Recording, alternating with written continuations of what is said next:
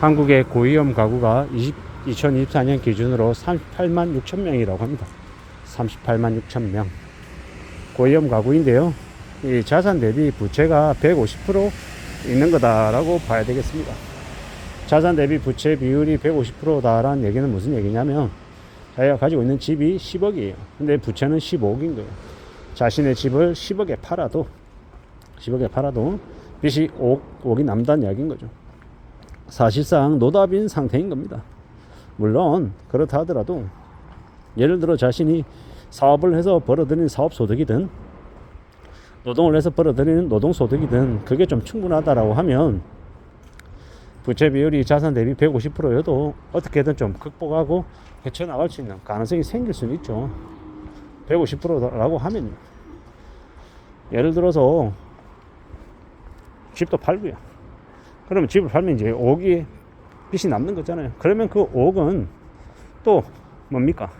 자기가 이제 노동소득을 혹은 사업소득을 통해 가지고 이자도 갚고 원금도 갚고 이런 식으로 뭐 10년이든 20년이든 30년이든 긴 기간 동안 열심히 해서 갚겠다, 이렇게 각오하고 실제로 행동하면 나아질 수도 있습니다. 근데 그건 결코 쉬운 일은 아니잖아요. 되게 힘겨운 이 행동들이 계속 지속이 되어야 하잖아요.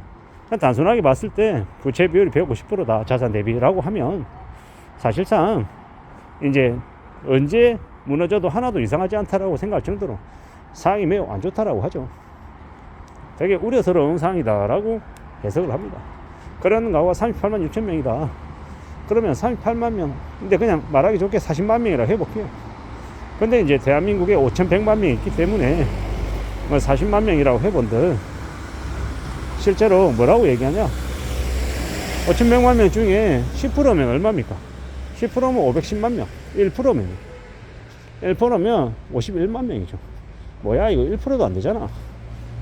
노답인 상태에 있는 사람들이 100명 중에 1명 꼴이라고? 그러면 괜찮은 거네, 이렇게 생각할 수도 있겠지만, 이거는 내일 당장 몰락해도 하나도 이상하지 않을 사람들을 얘기할 때 이 정도인 거고, 우리가 흔히 얘기하는 이제 다중 채무자 중에 이제 경제위기 왔을 때 순식간에 무너져서 가지고 있는 것들을 다 빼앗길 수 있다라고 얘기하는 사람들은 한 200만 명 된다고 얘기하죠. 금융노예는 600만 명이라고 얘기하고요. 금융노예 600만 명이 무슨 얘기입니까? 대한민국 국민 10명 중에 1명 정도가 부채 때문에 허덕이고 은행에 콕 끼어서 은행에게 이자하고 원금하고 상납하며 사는 되게 우울한 인생들이라는 겁니다. 10명 중에 1명이라고 하는데, 그건 이제 금융노예 600만 명이잖아요. 그러면 실제로 우리의 가구가 1인 가구만 있는 게 아니라 1인 가구, 2인 가구, 3인, 4인 가구 있다고 치고 대략 이제 자기나 아니면 부모나 이렇게 가족, 친지 이렇게 따져보면 대략 10명 중에 한 3명 정도가 이거 다중채무자, 노답인 상태에 엮여 있는 사람들과 직접적, 간접적으로 관련되어 있다고 보면 맞겠습니다. 참으로 끔찍한 이야기죠. 물론 좀 비약이 심하다라고 얘기할 수도 있고 너무 과도하게 해석했다라고 말할 수도 있습니다. 근데 이랬건 저랬건 간에 우리가 지금 살아가는 이 현실 세계 속에서 빚 때문에, 부채 때문에 힘겨워하는 사람들이 적지 않다라는 이야기를 하고 싶은 거고, 그래서 우리가 어떤 삶을 사는 게 필요한지, 어떻게 살아가야 되는지에 대한 이야기를 하고 싶었던 겁니다. 살아가는 지금의 시대가, 지금의 현실이 점점 더 빡빡하고 점점 더 어려울 것 같다라고 봐야 되는 거죠. 어떻게 되겠지? 뭐 한 방에 해결할 수 있다, 인생 한 방이다, 이렇게 말하는 사람들도 있을 텐데요. 좀 두려워하면서, 좀 염려하면서 봐야 되겠습니다. 언제든 우리는 예사롭지 않다라는, 좀 더 두려워하고 좀 더 염려하며 살 궁리를 해야 되겠습니다. 그렇게 생각하고 살아야, 그래야 이 난감한 상황들을, 이 막막한 현실들을 극복하며 살 수 있을 거라고 저는 생각합니다. 빚을 너무 쉽게 생각하는 사람들이 많더라는 거. 근데 그 빚이 우리를 얼마나 힘겹게 하는지는 그 빚 때문에 고통받는 사람이 아니고선 잘 모른다라는 겁니다. 3억 5천만 원의 전쟁이라고 이승용 씨라는 분이 있었습니다. 책을 냈죠. 10여 년 동안 하루에 7가지, 심할 때는 9가지의 일을 하며 빚을 갚았습니다. 아르바이트를 한두 개 한 게 아니죠. 그래서 10년이라는 시간 동안 3억 5천만 원의 빚을 다 갚았습니다. 그리고 되게 슬프게도 그 이후로 췌장암인가요? 무슨 암인가요? 걸려가지고 한 2, 3년 안에 돌아가셨어요. 빚을 갚고 돌아가신 거죠.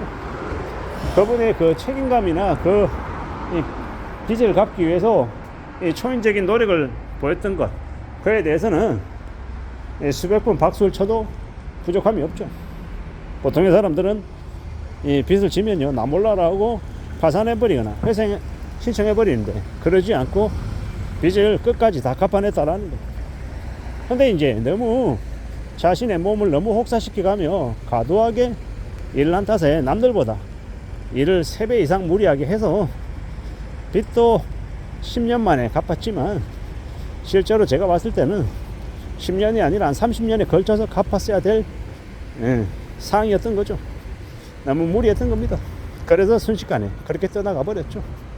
근데 이제 그 빚을 그렇게 두려워하고 염려하며 산다라는 거, 그게 참 대단한 사람이었던 것 같습니다. 보통의 사람들에게, 빚을 진 사람들에게 많은 울림이 되었던 것 같습니다. 빚을 쉽게 생각해서는 안 된다라는 거, 빚을 두려워하며 살아야 되고 끝까지 책임지겠다라는 각오로 살아야 된다라는 걸 이제 일깨워 준 것 같습니다. 우리가 살아가는 앞으로의 시대에 우리가 살아가는 현실들을 잘 좀 헤아릴 필요가 있는 것 같습니다.